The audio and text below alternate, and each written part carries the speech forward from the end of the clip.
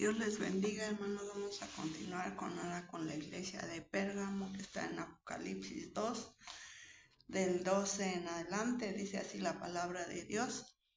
Y escribe el ángel de la iglesia en Pérgamo, el que tiene la espada aguda de 2 filos, dice esto: yo conozco tus obras y dónde moras, donde está el trono de Satanás, pero retienes mi nombre y no has negado mi fe, ni aun en los días en que Antipas, mi testigo fiel, fue muerto entre vosotros, donde mora Satanás.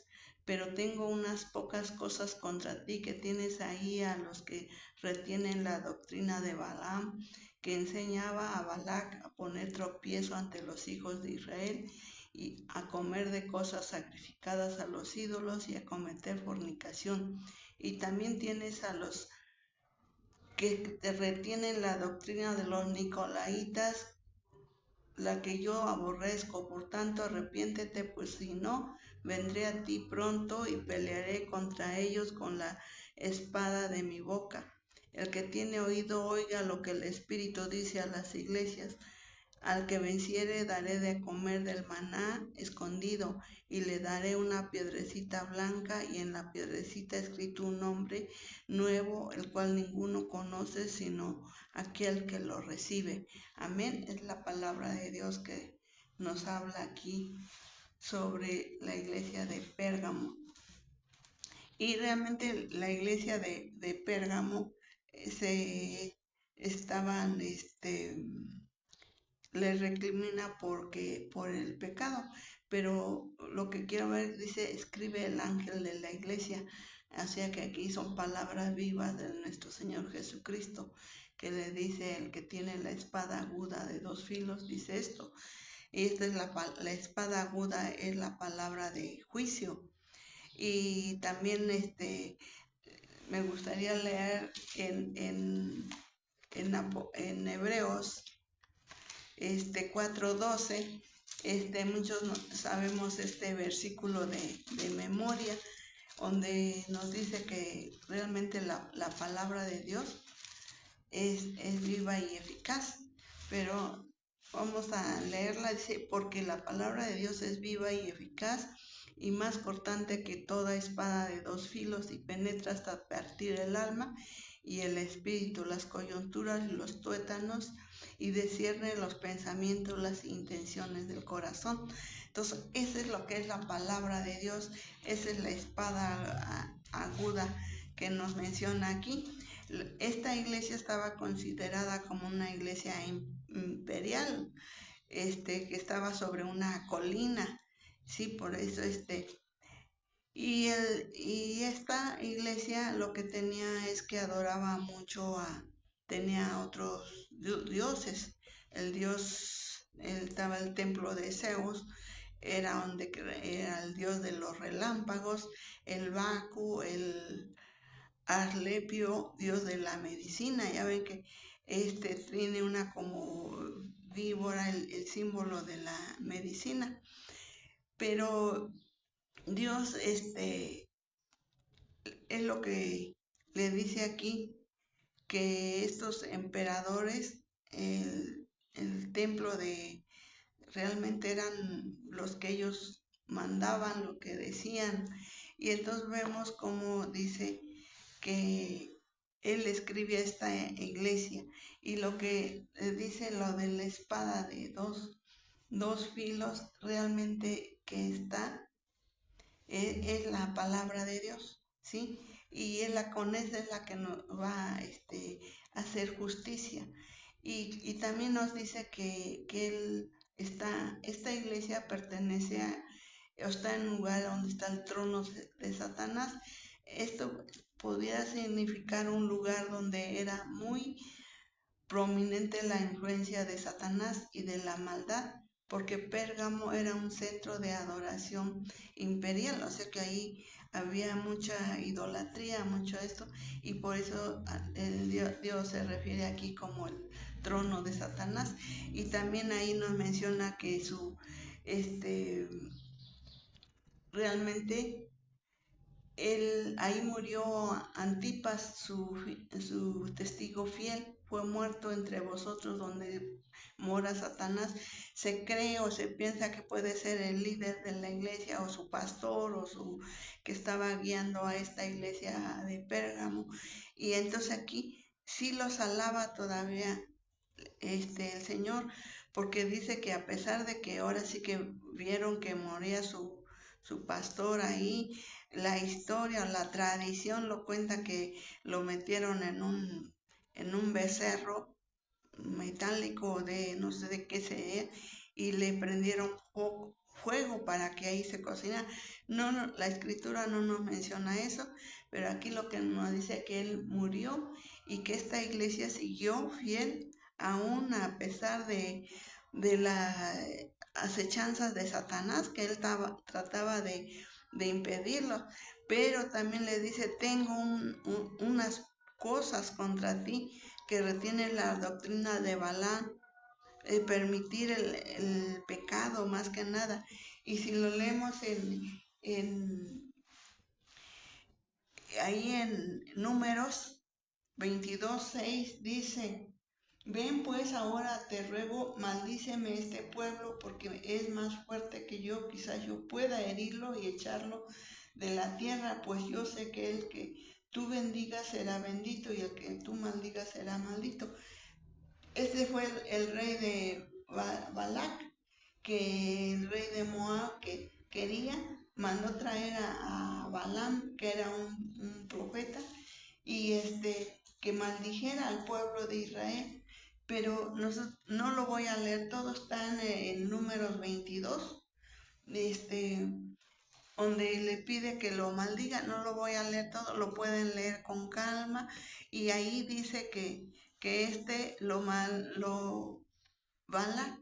Balaam iba y le hacía su altar, le hacía todo, y empezaba que tenía que maldecir al pueblo de Israel, pero lejos de maldecirlo, él lo bendecía, y así por 3 veces fue. Entonces, Balaam pues no le dio el dinero que yo creo que le había prometido y todo. Y en el número 23:7 dice, y él tomó su parábola y dijo, de Aram me trajo Balac, rey de Moab, de los montes del oriente, ven, maldíceme a Jacob, y ven, execra a Israel. ¿Por qué maldeciré yo al que Dios no maldijo? ¿Y por qué de execrar al que Jehová no ha execrado? Entonces aquí él no pudo maldecir al pueblo de Israel, pero le aconsejó después a Balaam que ellos estuvieran con las mujeres de Moab, que eran hermosas y todo eso, y que los hijos de Israel pues tuvieran relaciones ilícitas con ellas y así, porque Balaam sabía que si había pecado en la congregación, en la iglesia, iba a ser destruida. Por eso él no, como no lo pudo maldecir, él les aconsejó que ellos mismos tomaran de las mujeres de Moab para que realmente así podría ser debilitada la iglesia. Y realmente, hermanos, pues es pues mal, ¿no? Porque ellos retenían el pecado, y aquí como él les dice que él tenía buenas obras, la iglesia era buena, retienes mi nombre, eres fiel, y y la reprensión que les dio nada más que aceptaran a los que ministran por dinero, toleras falsas doctrinas.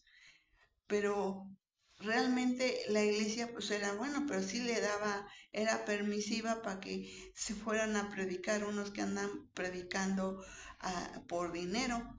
Entonces esa es su reprensión para esta iglesia de Pérgamo, y su instrucción sacerdotal dice que se arrepintiera, que se apartara de ellos.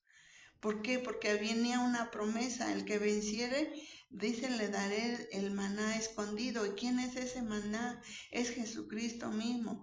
Y también les iba a dar una piedrecita blanca con su nombre, un nuevo nombre escrito ahí, que nadie la va a conocer más que el que se le da. Entonces, todo esto, la iglesia pues seguía ahí. Esta iglesia es una iglesia que se considera como imperialista. El periodo del año 313 a 475 más o menos fue esta iglesia imperial. Y realmente, pero vemos sus hechos. Y aquí, ¿qué les podríamos decir antes de esto? Pues por la doctrina de Balaam que retenía ahí, que en el 25, números 25, dice la palabra de Dios, 25, 1, dice así, no, nada más voy a leer uno, lo demás, moraba Israel en Sittim y el pueblo empezó a fornicar con las hijas de Moab. Aquí, o sea que porque hicieron caso, porque las invitaban al pueblo a los sacrificios de sus dioses y al pueblo comió y se inclinó a sus dioses.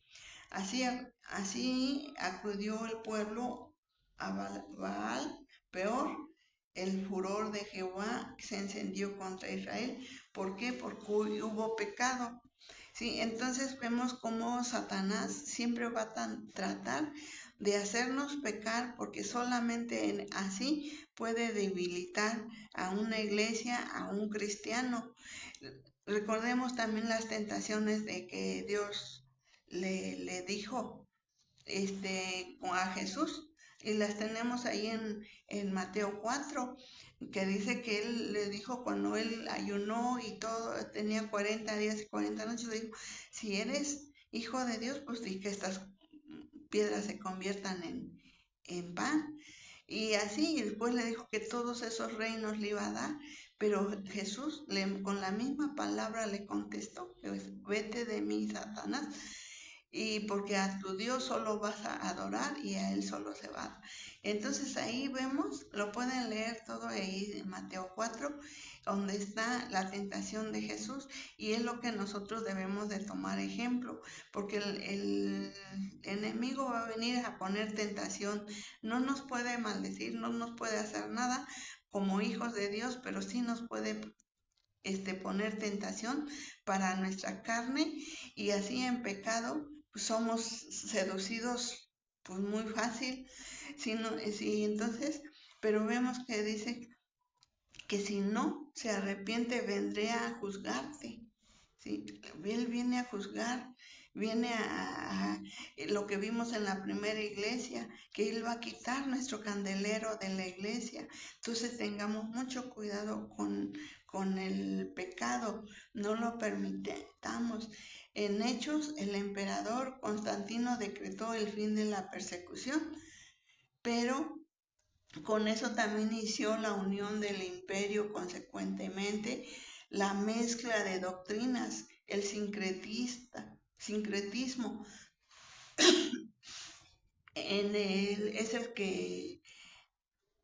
es el pontífice máximo, el jefe de las religiones romanas.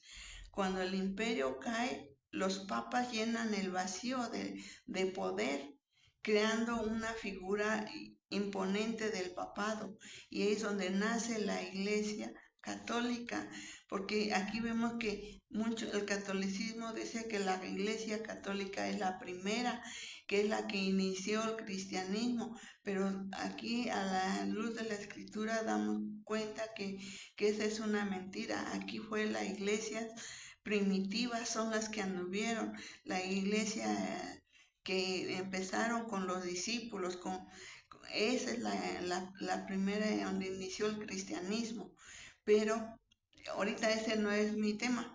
Otro día podremos ver ese tema, pero realmente aquí es donde nace la iglesia católica, como 450, 400 años después de que nació la iglesia primitiva. Y entonces la parábola nosotros vemos del trigo y y la cizaña.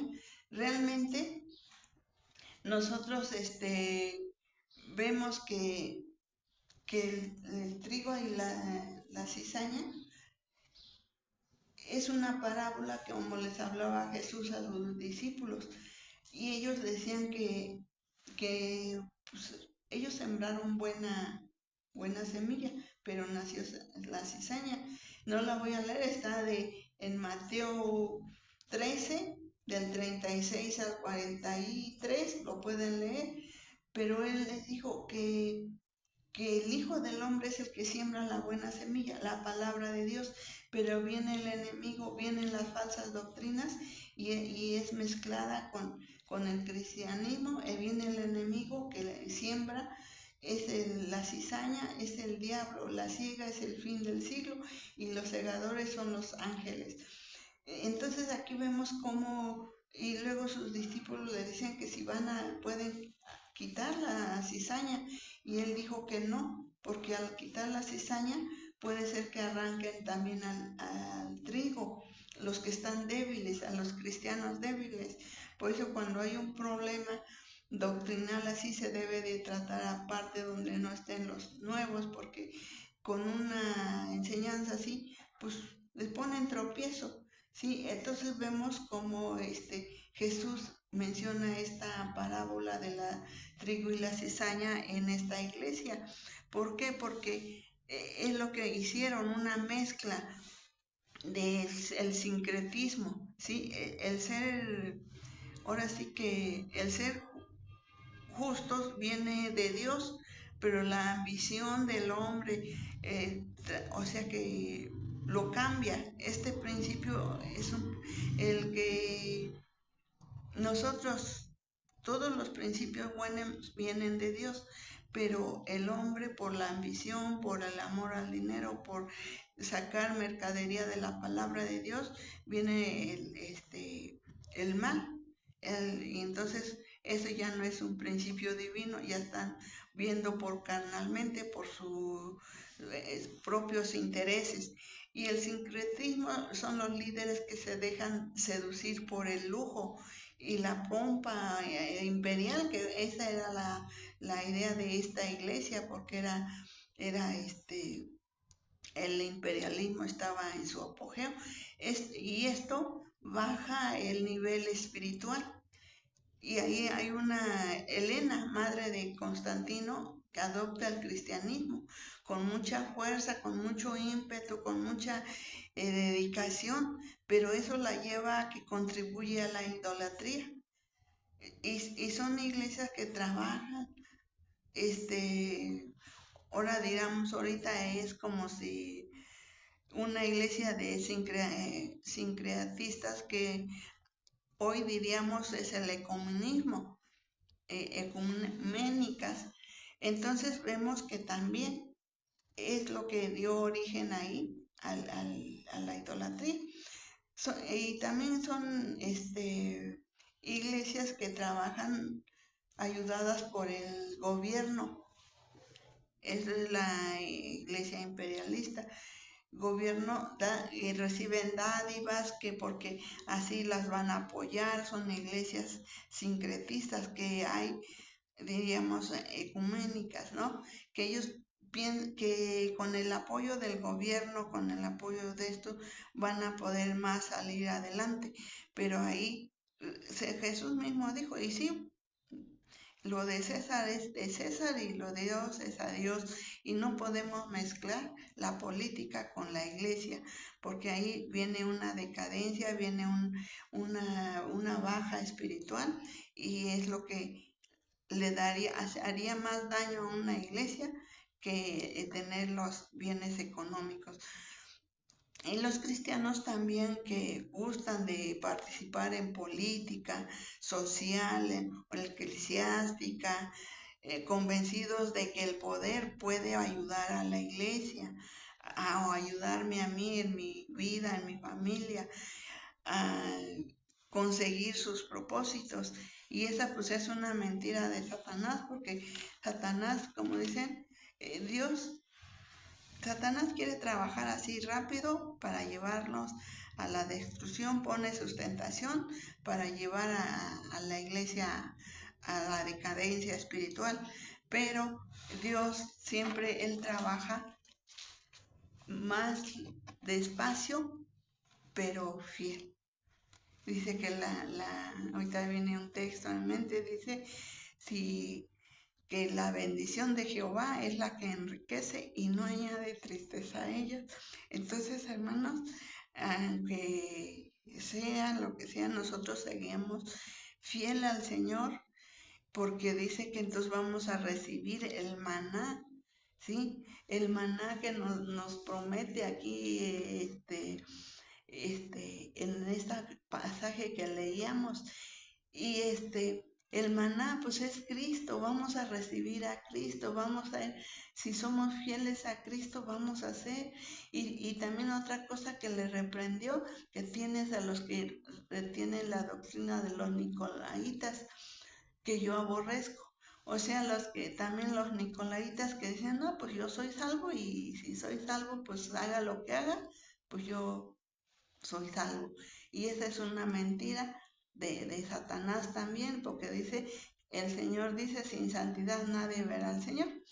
Y entonces la doctrina de Balaam también fue un falso profeta que vendió sus servicios a un rey idólatra y lo incitó a tentar a Israel a que acomodara su fe a la idolatría.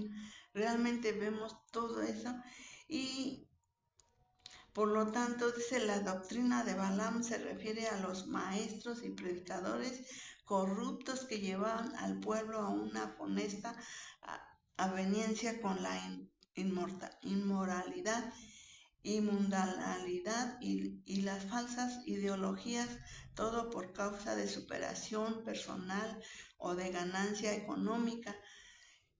Es evidente que la iglesia de Pérgamo tenía maestros que enseñaban que eran compatibles a la salvación por la fe y un estilo de vida inmoral. O sea que tenían su fe puesta en Dios, pero su vida era inmoral.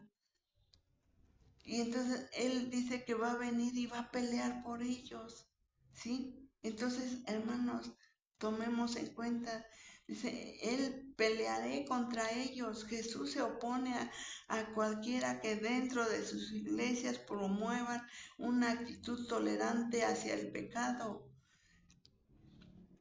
Realmente no podemos tolerar el pecado. Y Él promete emprender una batalla contra las inmoralidades que dicen ser creyentes y no se arrepienten. Entonces, veamos, como decía a Éfeso, fíjate, busca de dónde has caído y arrepiéntete. Y que dice, oiga lo que el Espíritu dice. Hay que escuchar las advertencias del Espíritu Santo en estos tiempos. Constantemente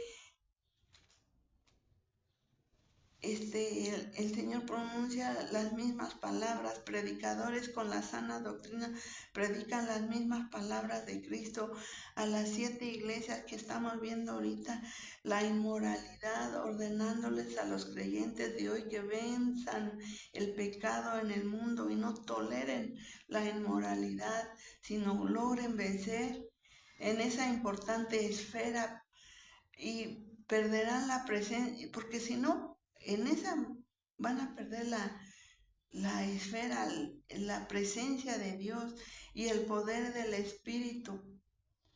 Se convertirán en enemigos del reino de Dios.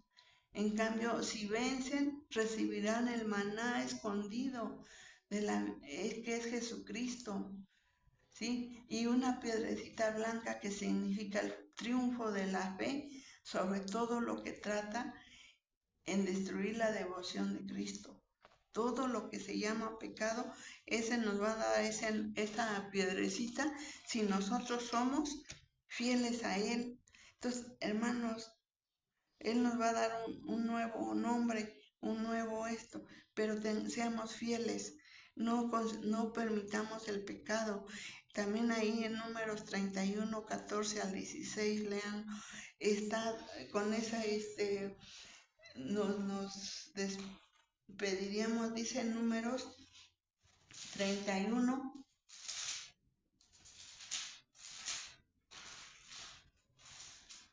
31 del 14 al 16 dice: y se enojó Moisés contra los capitanes del ejército, contra los jefes de millares de centenas que volvían de la guerra, y les dijo Moisés: ¿por qué habéis dejado con vida a todas las mujeres? He aquí, por consejo de Balaam, ellas fueron causa de las que hijos de Israel prevaricasen contra Jehová en lo tocante a Baal, peor, por lo que hubo mortandad en la congregación de Jehová. Eso es lo que pasó cuando ellos pecaron, ¿sí? Con las mujeres de los moabitas, y ellos entonces vemos cómo nosotros, la paga del pecado es muerte, pero nosotros todavía ahorita tenemos que la dádiva de Dios es vida eterna, o sea que echemos mano, le digamos no al pecado, arrepintámonos y volvámonos a Él, y Él nos va a perdonar. Pero ahorita que este tiempo, el tiempo de la gracia, que está a punto de terminar, que no nos queda mucho tiempo, así que tome conciencia, mi querido hermano y amigo, y busquemos a Dios de todo corazón. Amén. Que Dios me los bendiga.